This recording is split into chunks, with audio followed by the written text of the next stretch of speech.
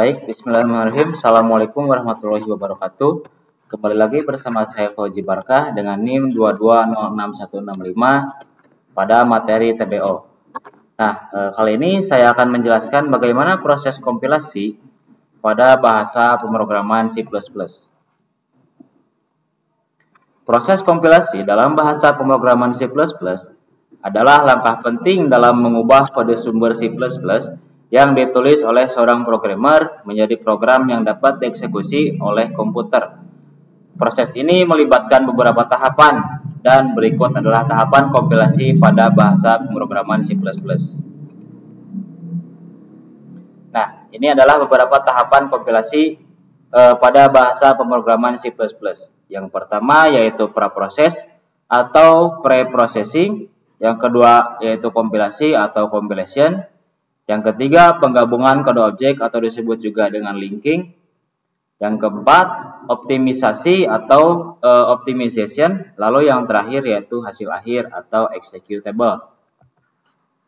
Nah, langsung saja ke tahapan yang pertama yaitu praproses atau pre-processing.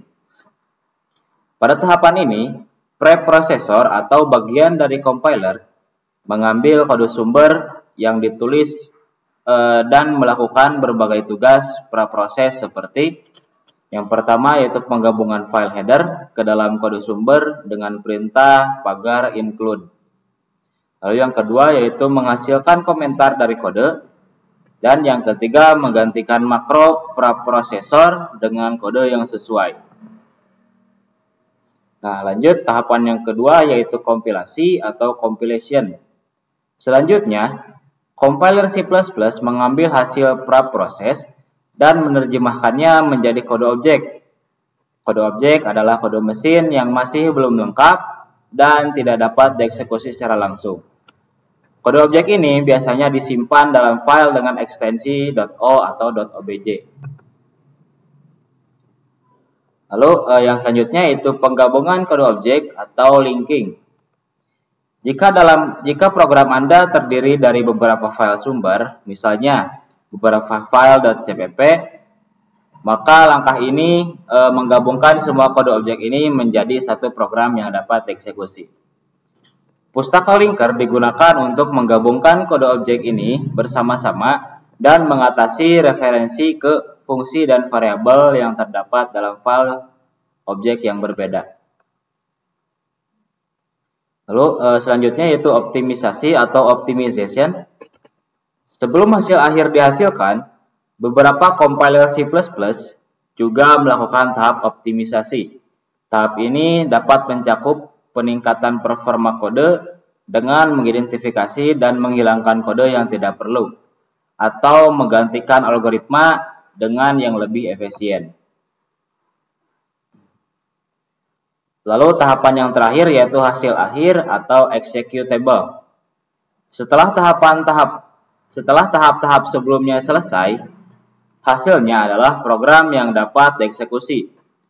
Program ini biasanya disimpan dalam file dengan ekstensi .exe di sistem Windows atau tanpa ekstensi di lingkungan Unix atau Linux. Nah, proses kompilasi ini dapat dilakukan menggunakan berbagai perangkat lunak seperti compiler C++ standar, yaitu seperti G++ atau Clang, Integrated Development Environment atau IDE, seperti Visual Studio, atau alat lain yang mendukung bahasa C++. Setelah proses kompilasi selesai, Anda dapat menjalankan program Anda dengan menjalankan file eksekusi yang dihasilkan. Nah, dalam pengembangan perangkat lunak yang lebih kompleks, seringkali ada langkah tambahan seperti pengujian, debugging, dan optimisasi yang dilakukan setelah kompilasi. Proses kompilasi adalah tahapan awal yang krusial dalam siklus pengembangan perangkat lunak, dan hasilnya adalah program yang dapat dijalankan dan digunakan oleh pengguna akhir.